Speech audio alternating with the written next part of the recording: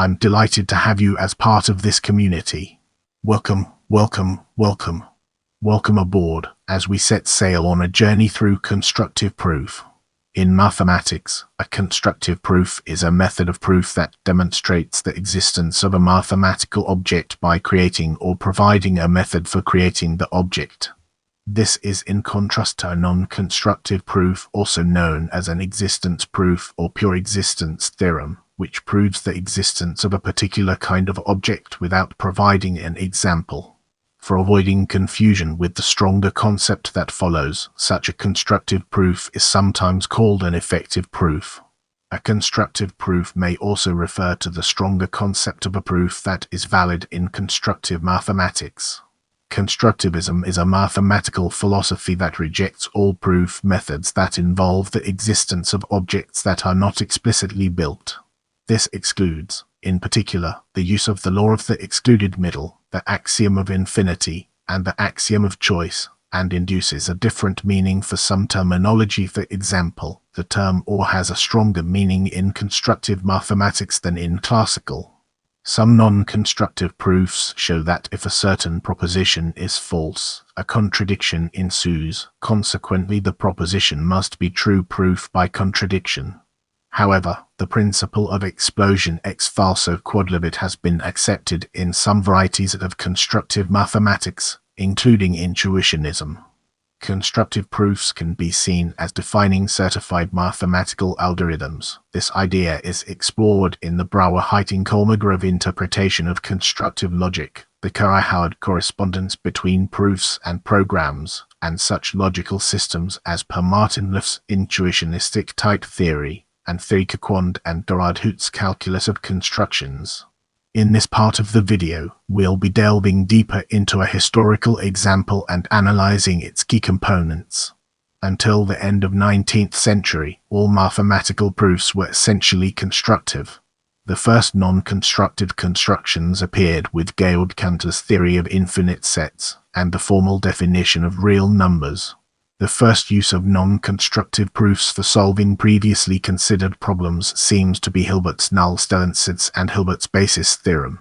From a philosophical point of view, the former is especially interesting, as implying the existence of a well-specified object.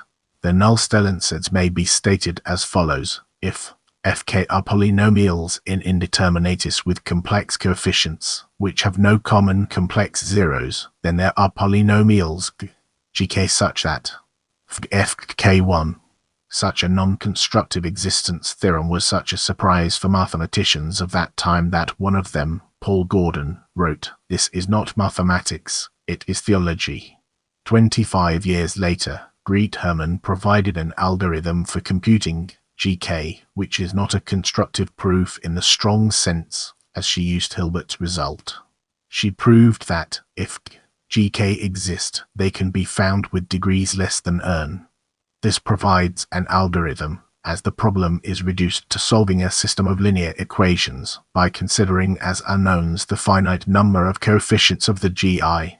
As we enter this new phase, let's analyze non-constructive proofs from different angles and evaluate its significance. First, consider the theorem that there are an infinitude of prime numbers. Euclid's proof is constructive, but a common way of simplifying Euclid's proof postulates that, contrary to the assertion in the theorem, there are only a finite number of them, in which case there is a largest one, denoted n. Then consider the number n, plus 1 plus the product of the first n numbers. Either this number is prime, or all of its prime factors are greater than n without establishing a specific prime number. This proves that 1 exists that is greater than n, contrary to the original postulate. Now consider the theorem there exist irrational numbers A and B such that AB is rational. This theorem can be proven by using both a constructive proof and a non-constructive proof. The following 1953 proof by Dovjarden has been widely used as an example of a non-constructive proof since at least 1970. CURIOSA 339. A simple proof that a power of an irrational number to an irrational exponent may be rational. Cert is either rational or irrational. If it is rational, our statement is proved. If it is irrational, assert equal proves our statement. Dovyard in Jerusalem. In a bit more detail, recall that cert is irrational, and 2 is rational. Consider the number q cert. Either it is rational or it is irrational. If q is rational, then the theorem is true, with a and b both being cert. If q is irrational, then the theorem is true, with a being cert and b being cert, since left cert right cert discrete cert equal. At its core, this proof is non-constructive because it relies on the statement either q is rational or it is irrational, an instance of the law of excluded middle, which is not valid within a constructive proof. The non-constructive proof does not construct an example A and B, it merely gives a number of possibilities, in this case, 2 mutually exclusive possibilities, and shows that one of them does not show which must yield the desired example. As it turns out, cert is irrational because of the Gelfond-Schneider theorem, but this fact is irrelevant to the correctness of the non-constructive proof. In this section, we'll be peeling back the layers of constructive proofs to reveal its true essence. A constructive proof of the theorem that a power of an irrational number to an irrational exponent may be rational gives an actual example, such as assert quad b log 2 quad ab equal the square root of 2 is irrational, and 3 is rational. Log is also irrational. If it were equal to mover n, then, by the properties of logarithms, n would be equal to but the former is odd, and the latter is even. A more substantial example is the graph minor theorem.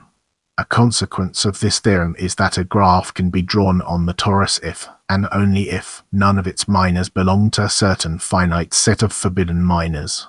However, the proof of the existence of this finite set is not constructive, and the forbidden minors are not actually specified. They are still unknown.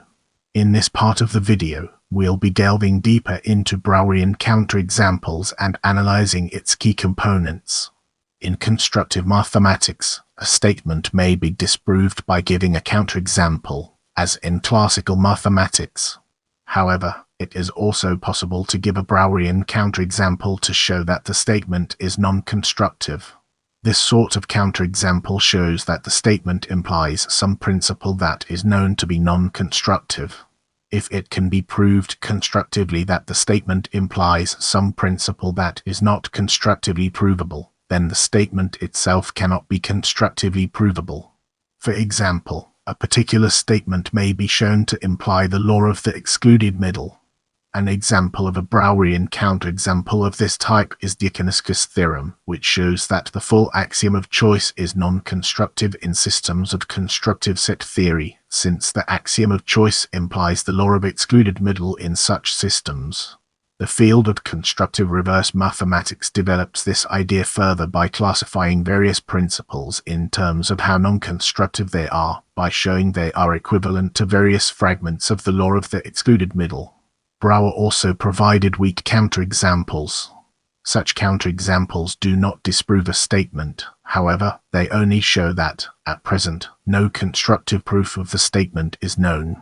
One weak counterexample begins by taking some unsolved problem of mathematics, such as Goldbach's conjecture, which asks whether every even natural number larger than 4 is the sum of 2 primes.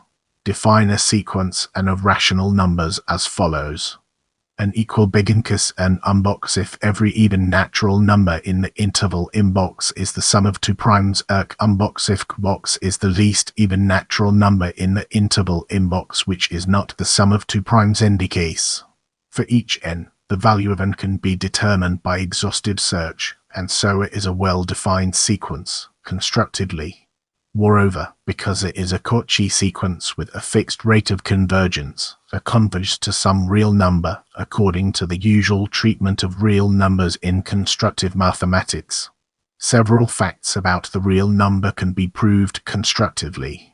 However, based on the different meaning of the words in constructive mathematics, if there is a constructive proof that equals 0 or 0, then this would mean that there is a constructive proof of Goldbach's conjecture in the former case, or a constructive proof that Goldbach's conjecture is false in the latter case.